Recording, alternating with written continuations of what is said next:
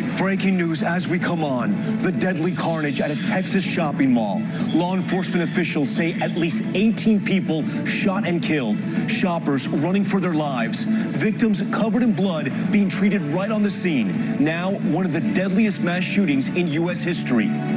An eyewitness telling us how it started. The killing beginning in the parking lot of a Walmart, then moving inside of the shopping center. A man armed with a rifle gunning down anyone in his way. Parents running with their children trying to save them. Also tonight, disaster at the beach. The massive cliff collapse, crushing beachgoers below. Search dogs brought in. At least 3 people killed. What police are now saying. An update tonight on the Kennedy family tragedy. The body of Saoirse Kennedy Hill returning to the Kennedy Hyannis Park compound. The latest on the investigation into the 22-year-old's sudden death.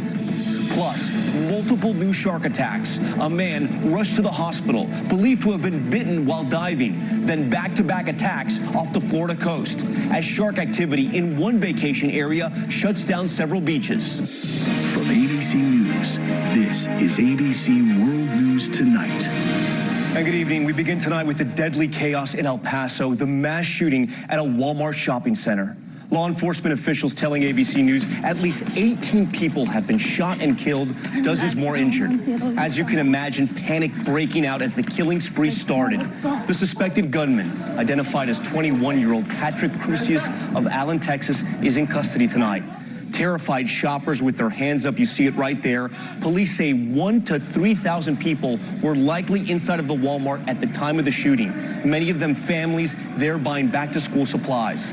And now the high number of fatalities landing this horrific attack on the list of the 10 worst mass shootings in U.S. history. Shoppers dazed and bleeding, some of them injured, carried on shopping dollies. Witnesses sharing chilling accounts with us in heartbreaking detail.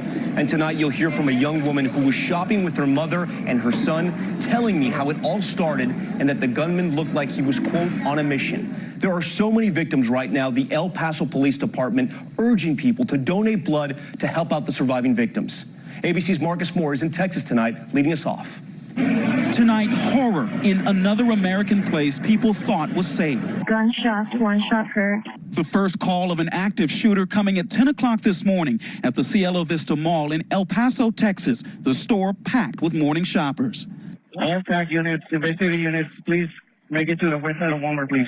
Witnesses say a man wearing cargo pants and carrying a rifle begins shooting as he makes his way through the parking lot and into the store. As we're running, you could hear, because he's in the parking lot, so he started running to the back. You could hear gunshots change from outside, like you clap outside, you go inside, you start clapping, it's like that change, from outside to inside, so he's coming inside. The gunman targeting his victims one by one in cold blood. We need tactical units to go ahead and start responding to help support at the Walmart. Apparently nothing happened at the mall so far as we know, so let's go ahead and secure that. Get people at doorways, get people holding hallways. One witness telling ABC News it was like the gunman was on a mission. Police racing to the scene, unsure if there was one or several shooters. This person trying to get out as first responders rush in. Panicked shoppers recording their escapes, posting it on social media.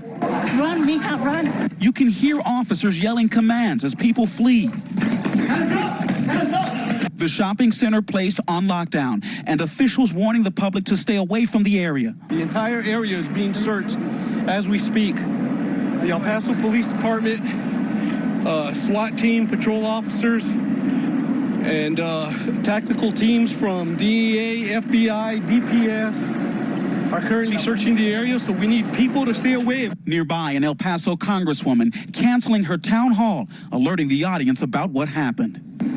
You all, I'm so sorry. There's an active shooter. We are going to need to clear the event. Police scrambling, trying to find the gunman. We need to start securing exits and start locking things down. Inside, police helping this woman covered in blood. Another woman being wheeled on a cart as dazed shoppers look on. So far as the intel, we have 1 subject and he's in custody. Tonight, the death toll, unfathomable. At least 18 killed, according to law enforcement officials. A massacre. Dozens more wounded, their ages ranging from as young as 2 years old to senior citizens, as another American community is once again forced to ask why. So many killed or wounded in this horrific attack. Marcus Moore joins us live. Marcus, as we mentioned earlier, officials desperately urging people in the community to give blood to help the multiple victims. Tom, yes, it was incredibly busy this morning. Saturday morning, officials estimate there were between 1,000 and 3,000 people inside the store when the shooting happened. And so the victims, they were rushed to 2 area hospitals. Many of them tonight are in critical condition, and that is why there's that urgent need for blood. In the meantime, Tom, the suspect is still in custody, and we learned tonight that he was taken into custody without incident. Law enforcement did not have to fire any shots to get him arrested. Tom. Marcus Moore with that new reporting on that breaking news tonight. Marcus, thank you. As Marcus just mentioned, the 21-year-old suspect is in custody. Witnesses saying he gunned down the shoppers in cold blood at that Texas mall. ABC Chief Justice correspondent Pierre Thomas learning from his sources what police are now doing at the suspect's home. Tonight, we're learning the alleged shooter's name, Pretentious, 21 years old, from Allen, Texas, accused of carrying out what appears to be one of the most deadly mass shootings in recent memory. The horrific scene playing out all too routinely. Reports of a lone gunman armed with a rifle calmly walking into a shopping center, coldly murdering customers. We need the Walmart parking lot secure before any other clearing gets done. Law enforcement sources telling us the death count, at least 18 dead, dozens more wounded. These type of shootings happening with increasing frequency. The Gun Violence Archive reporting that there have been more than 240 mass shootings so far this year, an incident where at least 4 people are wounded, not including the shooter. You have to keep in mind what motivates mass shooters is power and control. It doesn't surprise me one bit that we're now starting to have what I would call sort of a ripple effect of multiple mass shootings. The United States now unique with this history of mass carnage. El Paso will join a long list that includes Las Vegas, 58 killed, Orlando, 49 murdered, Virginia Tech, 32 massacred, and Parkland, 17 killed.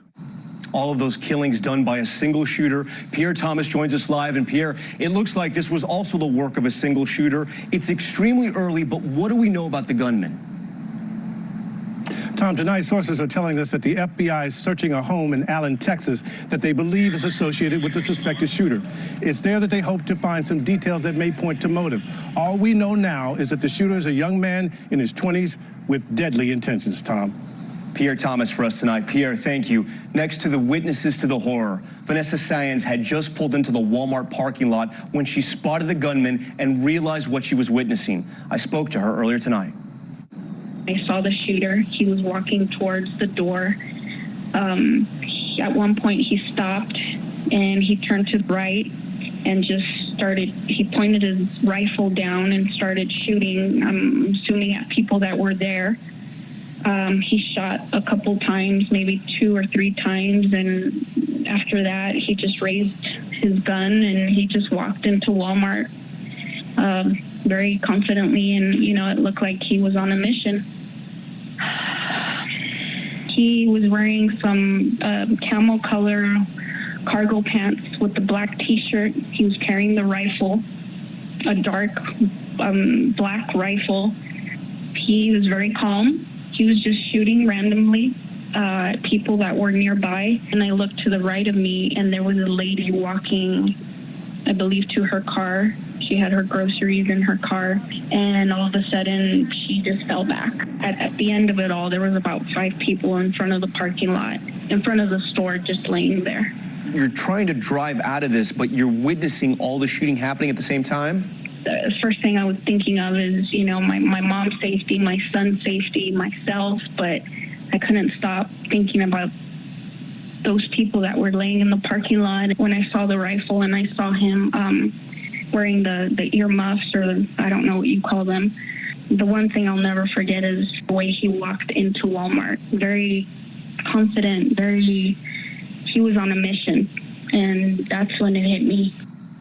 Vanessa Sayans, a mother who saw how it all began, and there was swift reaction to the massacre from President Trump. I want to go now to White House correspondent Tara Palmieri, who is in New Jersey tonight with the president near his Bedminster Golf Resort. Tara, good evening. Good evening, Tom. The White House says the president has been briefed and is monitoring the situation. He said, quote, in a tweet, terrible shootings in El Paso, Texas. Reports are very bad, many killed. He added that he is working with the governor and local law enforcement. Now, this latest shooting is likely to put the gun debate front and center again. At the NRA convention in April, President Trump said, quote, gun owners make our community safer and our nation stronger. But he did take some action after the Las Vegas massacre to ban bump stocks and add some additional background checks for purchasing guns. He did say last year he was interested in more comprehensive gun reforms, telling senators he's not afraid of the gun lobby. But, Tom, he's done very little since. Tara Palmieri for us tonight. Tara, thank you for that. And the emotional response to the deadly Texas mall shooting from the 2020 campaign trail. Democrats in Nevada tonight weighing in, the moment drawing a particularly powerful response from former Congressman Beto O'Rourke. El Paso is his hometown. Here's ABC's Rachel Scott. I've got to share something with you that I just learned. Former Congressman Beto O'Rourke sharing the news with the crowd in Las Vegas. Another mass shooting in America, this time in his hometown. I'm thinking about El Paso. I want you to be thinking about El Paso as well. O'Rourke saying he checked in on his wife and kids before taking the stage with a rallying cry for gun control. You know, any illusion that we had that progress is inevitable or the change that we need is going to come of its own accord, shattered in moments like these, and that is upon every single one of us. There is no luxury in this democracy of sitting this one out. The congressman then cutting short his trip to Nevada. Other candidates weighing in too, including another Texan in the race, former Housing and Urban Development Secretary Julian Castro, calling the shooting devastating. Senator Elizabeth Warren declaring we must act now to end our country's gun violence epidemic. This is a very personal issue for me because every day we wait, more people are dying all around America, roughly 100 a day. And so enough is enough. I put out the boldest plan because I'm determined not to let the NRA or the corporate gun lobby dictate this debate. It is time long overdue for the United States Senate to begin to do what the American people want, and that is pass common sense gun safety legislation. And there will be a forum on gun control right here in Las Vegas later this fall as this city marks the second anniversary of the Las Vegas mass shooting. All the Democratic candidates are invited to attend, and Congressman Beto O'Rourke's campaign tells us he plans to be there. Tom? Rachel Scott with reaction to the mass shooting from the campaign trail. Rachel, thanks to you, and we will have more on the shooting later on in our broadcast. I do want to turn now to that deadly disaster at a California beach. A chunk of cliff crashing down on beachgoers, trapping them. At least 3 people were killed. Here's ABC's Kaylee Hartung with an update. Tonight, the fear the disaster could grow worse near the site of this fatal bluff collapse in Encinitas, California. The area is still active.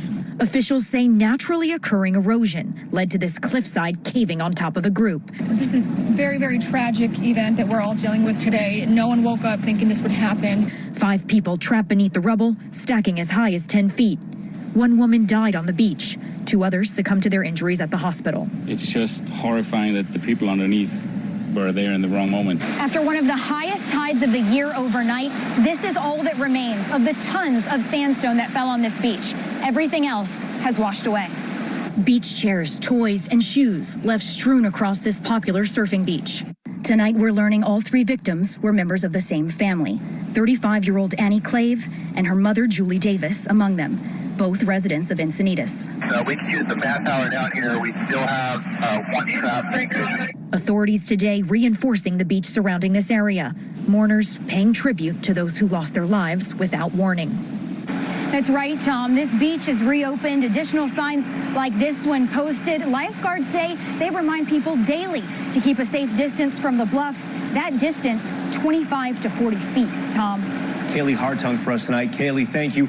Next to the shattering loss for the Kennedy family. Saoirse Kennedy Hill, seen here as a child back in 2000, putting a rose on the grave of her grandfather's brother, President John F. Kennedy. Tonight, the 22-year-old's body returning in a hearse to the family's Cape Cod compound. ABC's Diane Macedo there with the latest on the investigation into her sudden death.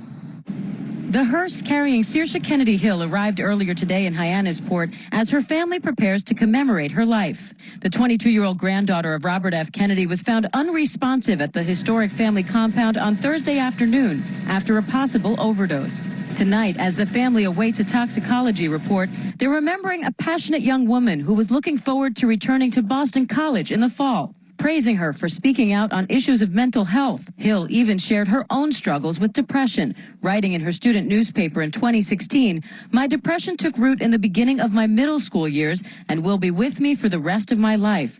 Too often it feels as if I'm drowning in my own thoughts while everyone else seems to be breathing comfortably."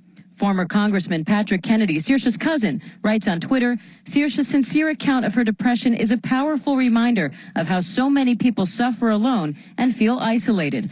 I'm proud Saoirse was able to be open and tell her story." In Hyannisport, flags now fly at half-staff through the neighborhood as the community shows its support for the Kennedy family at this difficult time.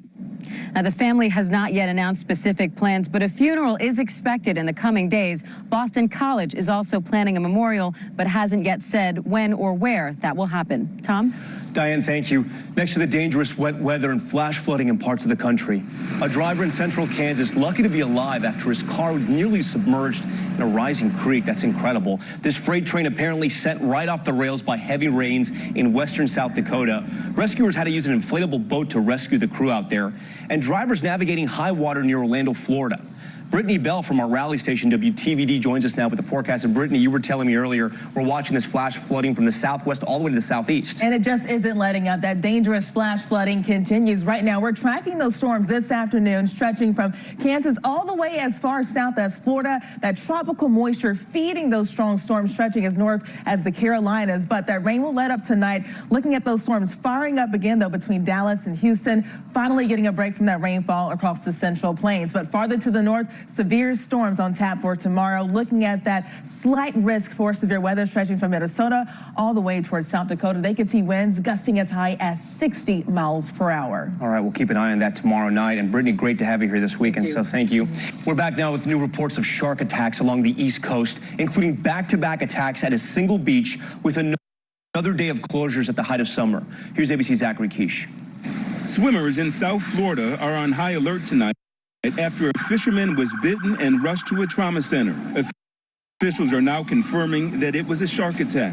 Friends say that the man was fishing on a 23-foot boat overnight off Key Biscayne. And this afternoon, a woman was bit on the hand at New Smyrna Beach, the fourth at that beach in the last week. This summer has seen a rash of shark sightings and attacks up and down the East Coast.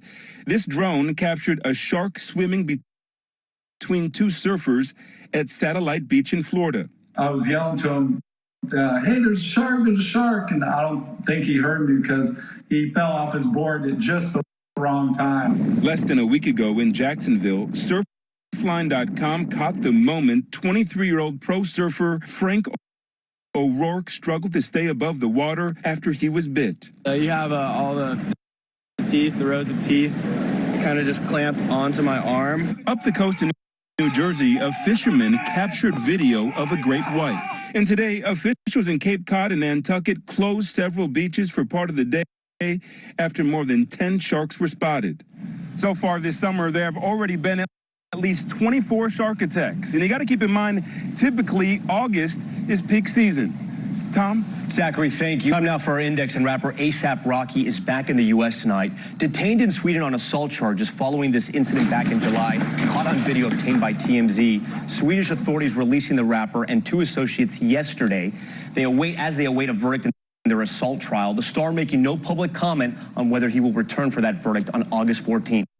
Also tonight, a driver accused of running down a construction worker in Maine is under arrest. Take a look at this video. It shows the 40-year-old driver hitting a flagger, carrying them several yards with the worker holding onto the hood of the car. Police say workers were attempting to stop the driver when he blew right through that construction site. The worker, luckily, was not hurt.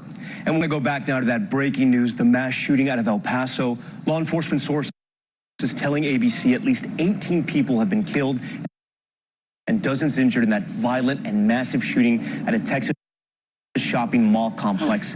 Panic among the shoppers, as you can imagine, as gunshots were fired. It's estimated 1,000 to 3,000 were inside of the Walmart, many of them families.